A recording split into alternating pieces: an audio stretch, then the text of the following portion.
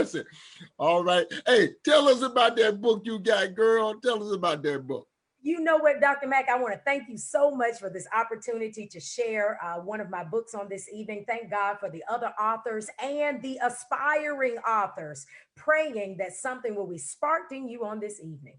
So, again, thank you for this space and time.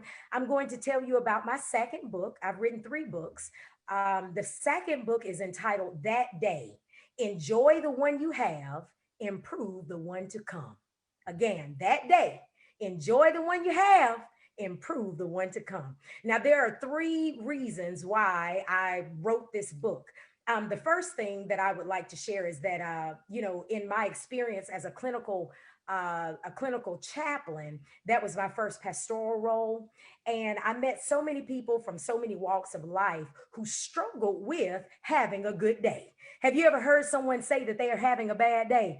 I know I have. And so for me, throughout my life, I've said, I don't think I want to have bad days. I want to have different kind of good days. But then there were those who I served at the hospital as their pastor, and those who believed in scripture would wonder, how do I reconcile the theology of Psalm 118:24? This is the day that the Lord has made. Let me rejoice and be glad in it. How do I reconcile that theology with what I'm suffering with in the hospital?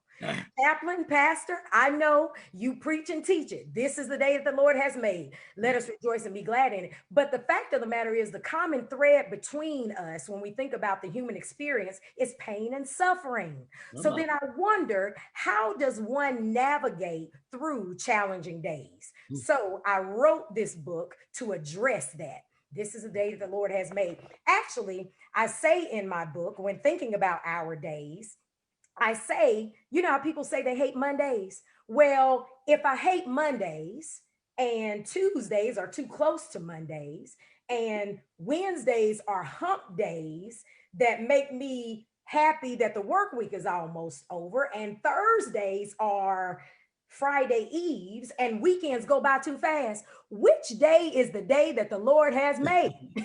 That I should rejoice and actually be glad in. You know how we do with the week. We try to get through this day and that day. Which day is the day that the Lord has made that we should rejoice and be glad in it? So I address that in the book. That's the first reason why I wrote this book, because I'm trying to reckon with Psalm 118:24. The second reason I wrote the book is that I realized that many people, as I observe folks, my PhD is in human services, and so I specialize in social and community services. And I noticed that many of us live life, but we don't manage it. We manage our bank accounts, we manage our families and our children's and spouses. We manage other relationships. We manage so many things. But when was the last time you sat down and thought about the way that you manage your days? You may not be able to control everything that happens in a day, but this book helps you to think about the importance of managing your day. And so it empowers us to be great managers or stewards, if you will, of our days. So then the third reason why I wrote this book is because I felt like there needed to be a practical view on challenging days. So in the book, it's comprised of 40 days, 40 challenging days, really. That bitter day. How do you manage that day? That crying day. How do you manage that day? That death day, that disappointing day. Anybody ever been disappointed? That I don't know what to do day, that boring day, that lonely day, that unappreciated day, that numb day when I just don't feel anything, that stressful day. And so the book is designed to help us walk through life as good stewards, because you know what? The fact of the matter is, this is the day that the Lord has made, and you should actually rejoice and be glad in it. Man, that is powerful, girl. Listen, give us the name of your other books, because I can't wait to get that day. But give us the name of the other books that you also have.